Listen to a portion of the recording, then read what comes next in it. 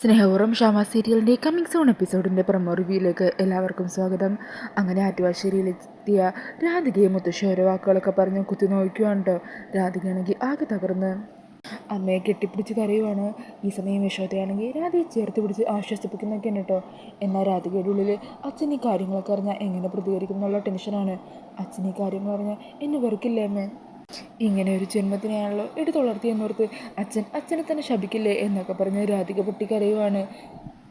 പിന്നീട് കാണിക്കുന്നത് രാധികയുടെ musical song ഉണ്ടല്ലോ, അത് വൻതോതിലങ്ങ് വൈറലാകുവാണ്. കേരളക്കര ഏറ്റെടുത്തിരിക്കുവാണ് രാധികയുടെ ആ പാട്ട്. അങ്ങനെ ടി വിയിലൊക്കെ രാധിക പാട്ട് പാടുന്ന ആ ഒരു വീഡിയോ കാണിച്ച് അതിനെക്കുറിച്ചുള്ള വാർത്ത വരുവാണ് കേട്ടോ. ഈ സമയം ആ ഒരു വാർത്ത കൊണ്ട് വരൻ്റെ മുത്തശ്ശിക്കൊക്കെ ഒത്തിരി സന്തോഷമാകുവാണ്. അങ്ങനെ ആ മനോഹരമായ പാട്ട് കേട്ടിട്ട് പത്മിനിയും പരമേശ്വരനൊക്കെ സന്തോഷത്തോടെ ഹോളിലെത്തുമ്പോഴായിരിക്കും രാധിക പാട്ട് പാടുന്ന ആ ഒരു വീഡിയോ കാണുന്നത്.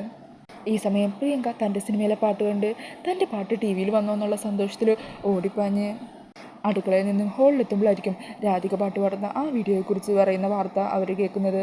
അങ്ങനെ അത് കേൾക്കുന്നതും പ്രിയങ്കക്ക് അങ്ങ് ദേഷ്യം വരുവാണ് കേട്ടോ. പത്മിനിക്കും രാധികയുടെ ഉയർച്ച കണ്ടിട്ട് തീരെ ഇഷ്ടപ്പെടുന്നില്ല. ഈ സമയം വരണം മുത്തശ്ശിയാണെങ്കിൽ ഒത്തിരി സന്തോഷത്തിൽ ആ പാട്ടും വാർത്തയൊക്കെ കണ്ട് ആസ്വദിക്കുവാണ് കേട്ടോ. അങ്ങനെ വാർത്തയൊക്കെ കേട്ട് കഴിഞ്ഞതിന് ശേഷം മുത്തശ്ശി പറയുക, ഒരു വിലയില്ലെന്ന് പറഞ്ഞ് കടമ്പകളത്ത് നിന്ന് നിങ്ങളെല്ലാവരും കൂടി ആട്ടിപ്പായച്ച ആളെക്കുറിച്ചാണ് ആ പറഞ്ഞതും. അങ്ങനെ മുത്തശ്ശിയുടെ വാക്കുകൾ കേൾക്കുമ്പോൾ മറുത്തൊന്നും പറയാനാകാതെ നിൽക്കുവാണ് പരമേശ്വരൻ. അങ്ങനെ അവരെല്ലാവരും അവിടെ നിന്നും പോകുവാണ്. ഈ സമയം വരനാണെങ്കിൽ ഒത്തിരി സന്തോഷമാകുവാണ്. അന്നേരം മുത്തശ്ശി വരനോട് പറയണേ, നിന്റെ പെണ്ണല്ലേടാ, അവൾ ആകാശത്തോളം ഉയരത്തിലെത്തും. അവളുടെ ഉയർച്ചയിൽ ഇന്ന് അവളെ തള്ളിപ്പറഞ്ഞ് എല്ലാവരും തന്നെ അവളെ അംഗീകരിക്കും, നീ നോക്കിക്കോ. പിന്നീട് കാണിക്കുന്നത് രാധികേനെയാണ് കേട്ടോ. ആറ്റുവാശ്ശേരിയിൽ ദേവൻ തിരിച്ചു വരുമ്പോൾ കാര്യങ്ങളറിഞ്ഞ് എങ്ങനെ പ്രതികരിക്കും എന്നുള്ള ടെൻഷനിലാണ് കേട്ടോ രാധിക അങ്ങനെ ഭഗവാന് മുമ്പിൽ പ്രാർത്ഥിച്ച് കണ്ണീരോടുകൂടി നിൽക്കുവാണ്. മാത്രമല്ല സിനിമയെക്കുറിച്ചുള്ള ഓരോരോ വാർത്ത പുറത്തു വരാൻ തുടങ്ങിയതോടെ രാധികയ്ക്ക് വീണ്ടും കൂടുതൽ പേടിയും ടെൻഷനും ഒക്കെ ആകുവാണ്. ഈ സമയത്തായിരിക്കും ദേവൻ തിരികെ വീട്ടിലേക്ക് എത്തുന്നത്. അങ്ങനെ അച്ഛൻ തിരിച്ചു വന്നു എന്നറിഞ്ഞ് രാധിക ഭയത്തോടെ അകത്തിരിക്കുവാണ്. ഈ സമയം മുത്തശ്ശിയാണെങ്കിൽ ദേവൻ്റെ മനസ്സിൽ നിന്നും ആറ്റുവാശ്ശേരിയിൽ നിന്നും രാധികയെ പുറത്തിറക്കാനായിട്ട് സിനിമയുടെ രഹസ്യങ്ങൾ ദേവനോട് പറയാൻ വേണ്ടി കാത്തു നിൽക്കുവാണ് മുത്തശ്ശിയും.